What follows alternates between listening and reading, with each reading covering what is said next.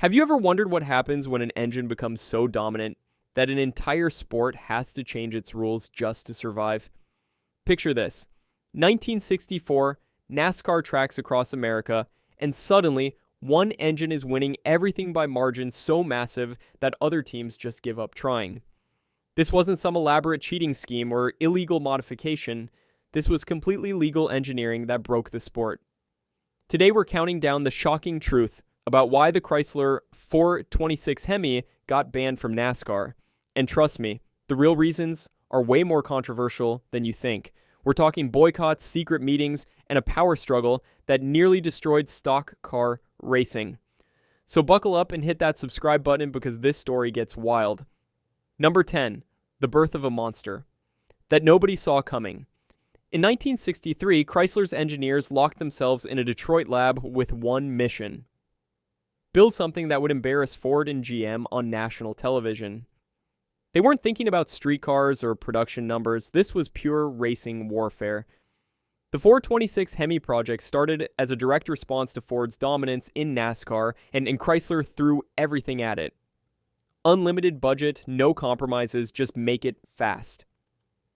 The key innovation wasn't new technology. Hemispherical combustion chambers had existed since World War II. But Chrysler's execution was different. They took that basic concept and refined it to perfection. The hemispheric shape allowed for massive valves, 2.25-inch intakes, and 1.94-inch exhausts. Those were bigger than anything else in NASCAR. The combustion chamber design meant better airflow, more complete combustion, and power levels that seemed impossible for 1964. Here's where it gets interesting. Chrysler didn't gradually introduce this engine. They didn't test it publicly or hint at what was coming. They kept it completely secret until the 1964 Daytona 500. Other teams had no idea what hit them. Richard Petty's crew chief later said they thought Chrysler had found some loophole or was cheating somehow. Nope. It was just that much better.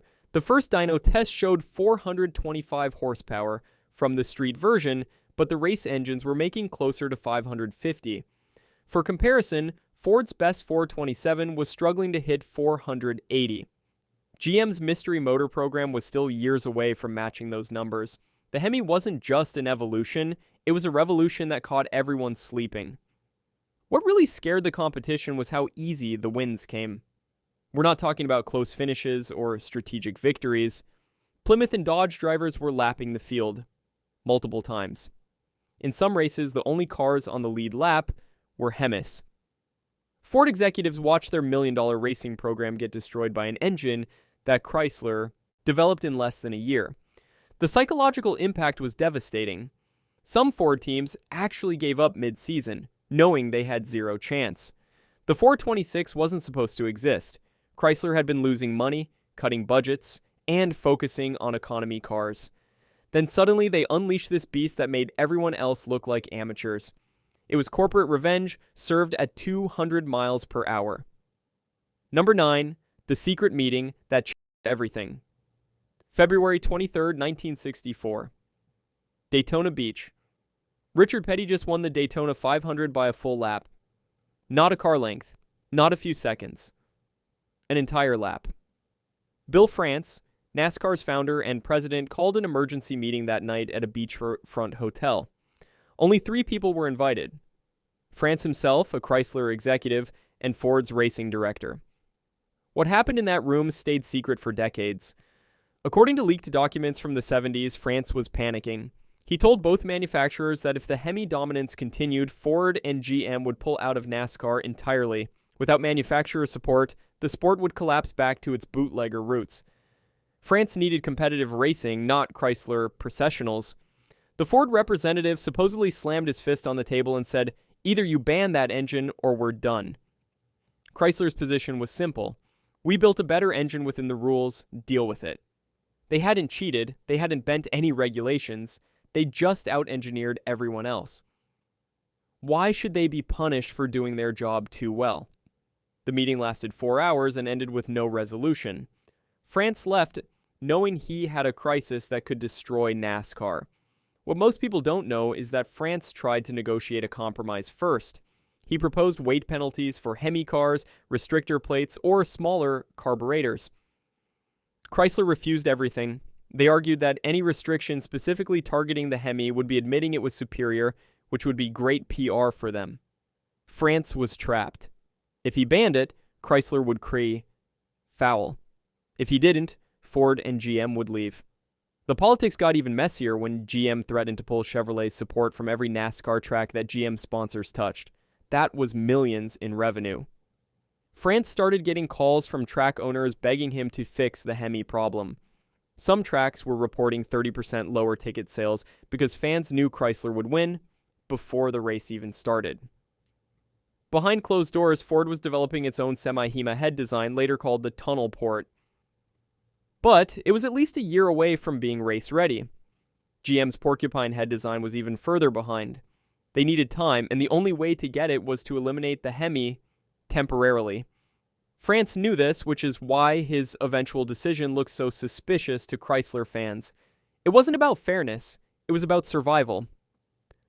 Number 8, the boycott that nearly killed NASCAR. When Bill France announced in early 1965 that the 426 Hemi was banned for not being a production engine, Chrysler's response was immediate and brutal. Every single Chrysler-backed team withdrew from NASCAR. Richard Petty, the sport's biggest star, walked away. David Pearson, Buck Baker, Bobby Isaac, all gone. Overnight, NASCAR lost half its field and most of its star power. The 1965 Daytona 500 had the smallest field in years. Stands that usually sold out were half empty. CBS, which had just started televising races, threatened to cancel their contract. The boycott wasn't just about principles, it was economic warfare. Chrysler knew France needed them more than they needed NASCAR. They had drag racing, Trans Am, and other series where the Hemi could dominate legally. Petty spent 1965 drag racing instead, setting records with a Hemi Barracuda.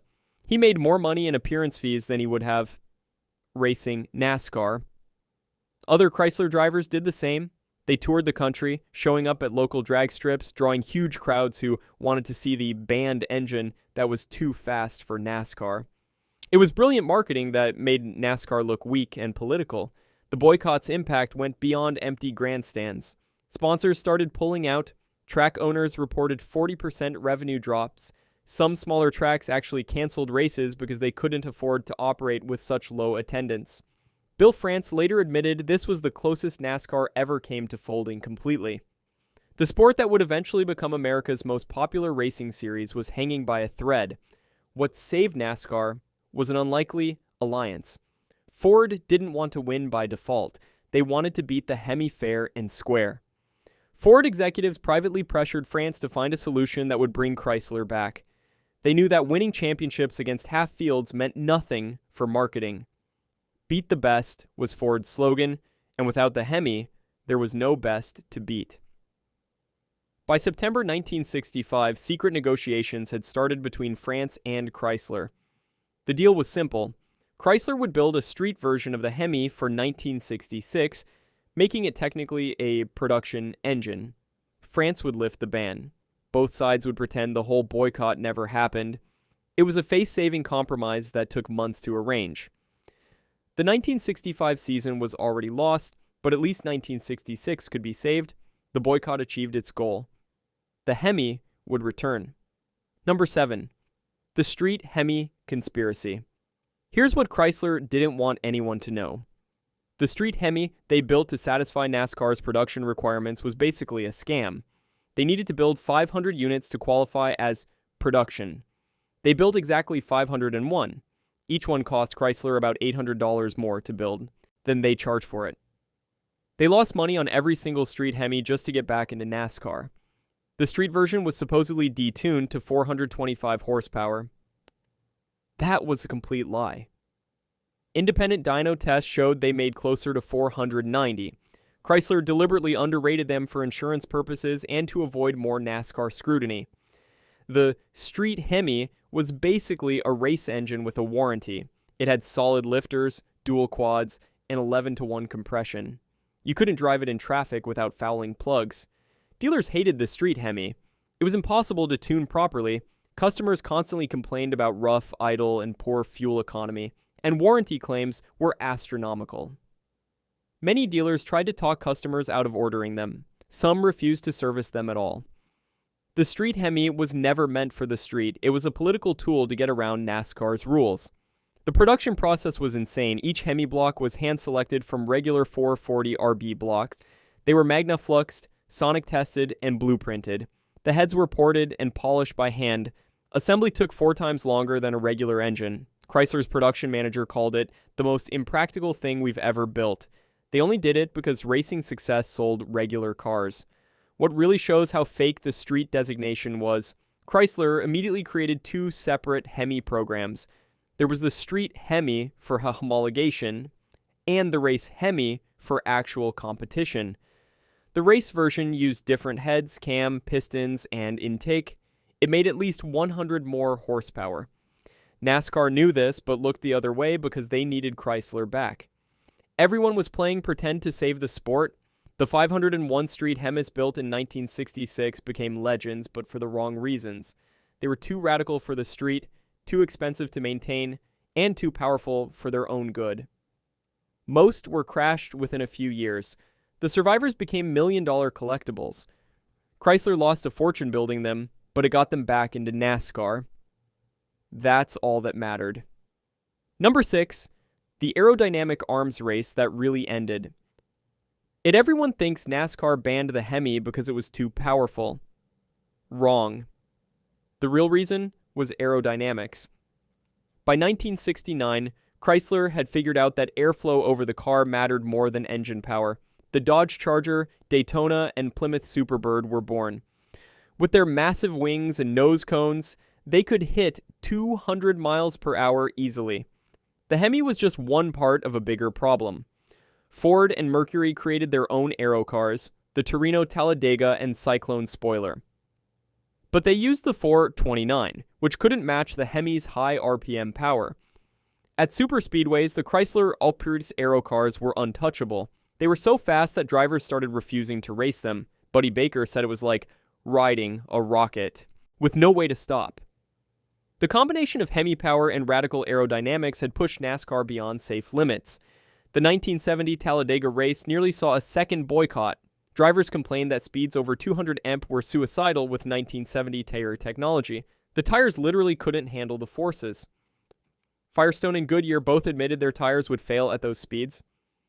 France had to mandate smaller engines just to prevent deaths. The Hemi's dominance had pushed technology past safety limits. What killed the Hemi wasn't just speed, it was cost.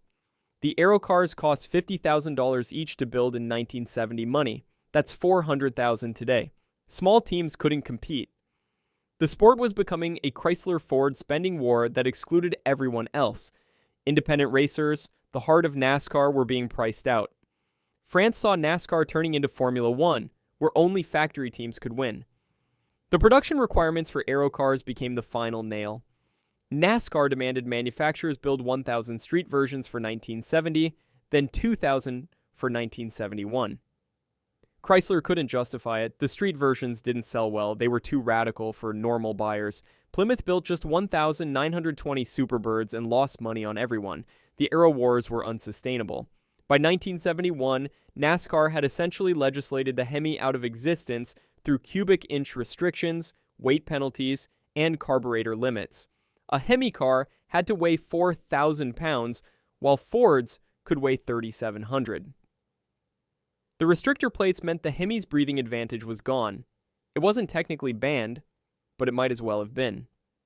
Chrysler saw the writing on the wall and pulled out. The Hemi era was over, killed not by being too slow, but by being too fast for its own good. Number 5. The Richard Petty factor. Nobody talks about Richard Petty won 27 races in 1967 with the Hemi, 27 out of 48.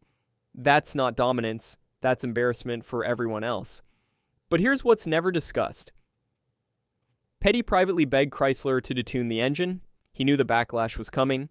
He told Chrysler executives that winning by 5 laps was bad for the sport and bad for business. They didn't listen. Petty's relationship with the Hemi was complicated. It made him NASCAR's first superstar, but it also made him enemies. Other drivers accused him of having special engines from Chrysler. They claimed his Hemis were different, better, illegal somehow. NASCAR inspected his engines 43 times in 1967. They never found anything wrong. Petty was just that good, and the Hemi was just that superior. The psychological effect on other drivers was devastating. Dale Inman, Petty's crew chief, later revealed that Ford drivers would literally give up when they saw Petty's blue. Number 43 in their mirrors, they knew they couldn't outrace the Hemi, so they'd settle for second place. The racing became processional. Fans started calling races Petty parades. It was boring, predictable, and killing attendance. What really hurt was Petty's 1967 championship. He won it by nearly 6,000 points, the biggest margin in NASCAR history. Second place wasn't even close. NASCAR had become a one-man, one-engine show. France received hundreds of letters from fans saying they wouldn't watch anymore until something was done about the Hemi. The engine was too successful for its own good. Petty tried to help competitors secretly. He shared setup information, suggested tire pressures, even helped Ford teams with their engines. He wanted closer racing because he knew blowout wins would eventually backfire. But the Hemi's advantage was too big. Even when Petty tried to slow down, he still won by laps. The engine was making him look bad, and he knew it. The irony is that Petty's success with the Hemi ultimately killed it. If wins had been spread among different drivers, the dominance wouldn't have seemed so extreme. But Petty's consistency highlighted just how superior the engine was. Every win made the target on the Hemi's back bigger. By 1970, even Petty admitted privately that restrictions were necessary. The king had become too powerful, and even he knew the kingdom needed balance. Number 4. The GM. Mystery motor revenge plot. While everyone focuses on Ford versus Chrysler, GM was plotting in the shadows. Their mystery motor 427 wasn't competitive with the Hemi, but GM had a different plan. They couldn't beat the Hemi on track, so they decided to beat it in the boardroom. Newly discovered documents show GM executives spent 1965 lobbying France to create rules that would kill the Hemi permanently. GM's strategy was brilliant. They knew France needed manufacturer support to grow NASCAR nationally. While Chrysler was boycotting and Ford was complaining, GM offered France something different: stability. They promised 10 years of support if France would level the playing field. That meant restrictor plates, cubic inch limits, and production requirements that would make exotic engines impossible. GM wanted NASCAR to become a small block series where they could dominate. The 427 mystery motor was actually a decoy. GM knew it couldn't beat the Hemi, but they built it anyway to show France they were trying. Meanwhile, they were developing their small block program, knowing that eventual engine restrictions would favor displacement-limited motors. The 358 that would dominate NASCAR in the 70s was already being tested while everyone was focused on big blocks. Ed Cole, GM's president, personally met with France 6 times in 1969. Officially, these meetings never happened. Unofficially, Cole threatened to pull Chevrolet from NASCAR entirely unless the Hemi was neutered. He showed France marketing data proving that Chevy fans were the largest demographic in racing. Losing them would be catastrophic. France had to choose between Chrysler's engine and GM's money. What sealed the Hemi's fate was GM's promise to build affordable race engines for independent teams. They guaranteed crate motor programs that would let small teams compete. The Hemi was expensive, exotic, and factory only. GM offered democracy. France, who started NASCAR as a working man's sport, couldn't resist. The rules changes of 1971 were written by GM lawyers and rubber-stamped by NASCAR. The revenge was complete by 1972. The Hemi was gone, replaced by small blocks that GM had been secretly developing for years. Chevrolet won 1972 and 1973 championships easily. They had played the long game while Chrysler and Ford fought over big blocks. The mystery motor might have lost to the Hemi, but GM still won the war. Number 3. The insurance company's secret role. Here's a detail that's been buried for 50 years.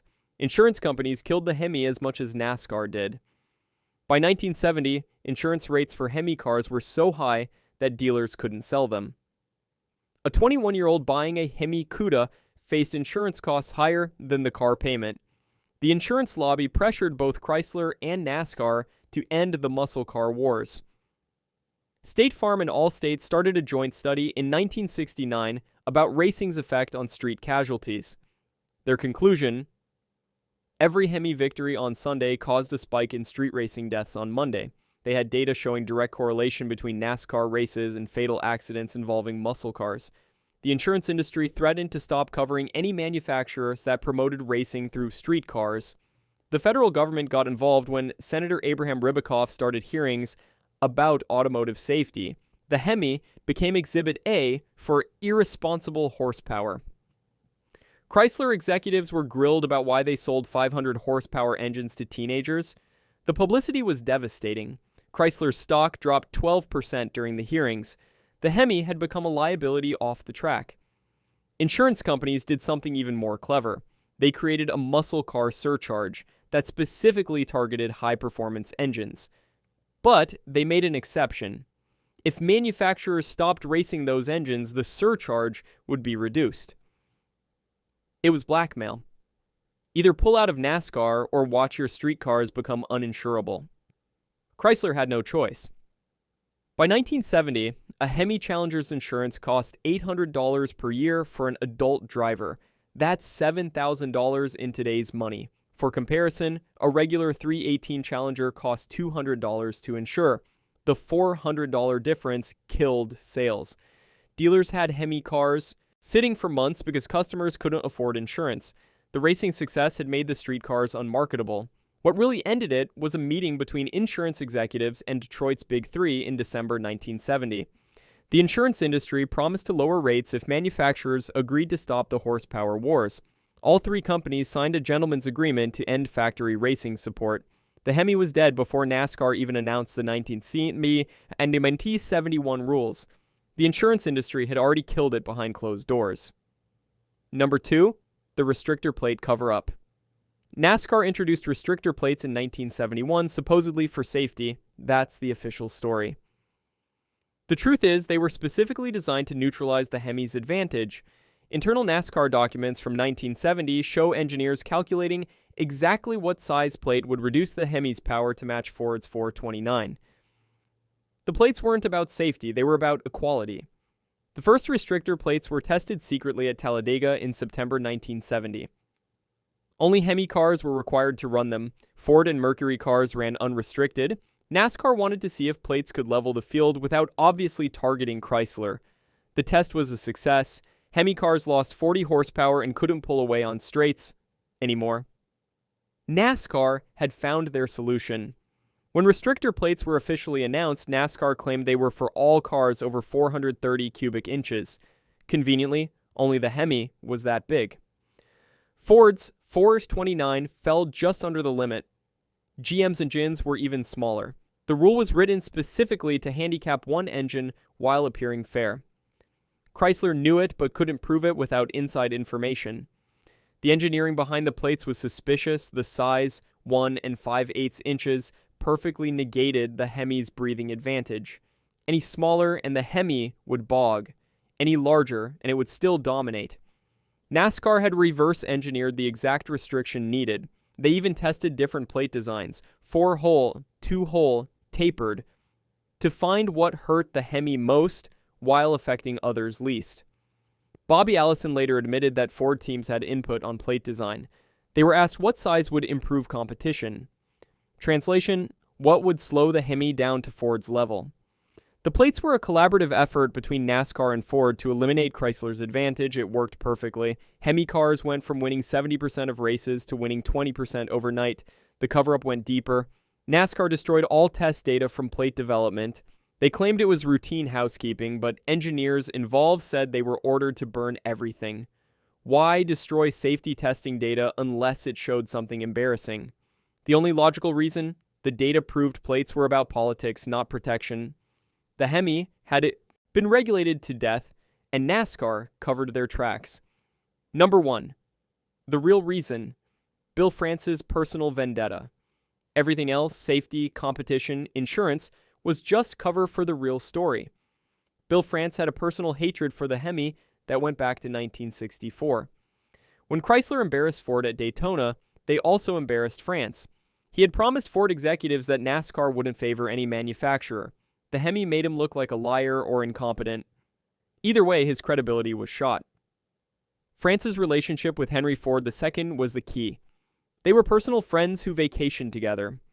Ford had supported NASCAR when it was nothing, lending money and credibility when France was building the sport. France owed Ford everything. When Ford demanded the Hemi be stopped, it wasn't business, it was personal. France had to choose between his friend and fair competition. He chose friendship. There's a story Richard Petty tells about a 1969 meeting where France admitted the truth.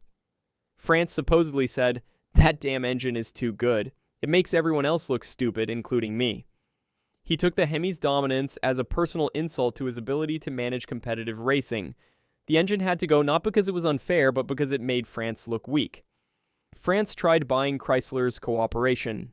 He offered them preferential treatment in other areas, better garage spots, favorable inspection times, media access, if they'd voluntarily restrict the Hemi. Chrysler refused. They wanted to win with engineering, not politics. That refusal turned France against them permanently. Every rule change after that was designed to hurt Chrysler specifically. The smoking gun came in 1991 when France's personal papers were donated to the International Motorsports Hall of Fame. Buried in correspondence was a letter to Henry Ford II from February 1970. France wrote, "The problem will be solved by year's end. You have my word." 11 months later, the Hemi was effectively banned through impossible restrictions. France had kept his promise. The truth is simple and ugly. The Hemi wasn't banned for being too fast, too dangerous, or too expensive. It was banned because one man decided it had to go. Bill France controlled NASCAR absolutely, and he used that power to kill the greatest racing engine ever built. Not for safety, not for competition, but for friendship and ego. The Hemi's only crime was being too perfect for the imperfect world of NASCAR politics. And there you have it, the real story behind the Hemi's demise that NASCAR doesn't want you to know. It wasn't about safety or fair competition. It was about politics, money, and personal vendettas disguised as rules. The 426 Hemi didn't fail. It succeeded too much for its own good. What's your take? Was NASCAR right to ban it, or did they kill the greatest engine in racing history? Drop your thoughts in the comments below. And hey, if you made it this far, you're exactly the kind of racing fan we make these videos for, so hit subscribe and that notification bell. We've got more controversial NASCAR stories that will blow your mind coming next week. Thanks for watching, and remember, the most dangerous thing in racing isn't speed, it's politics.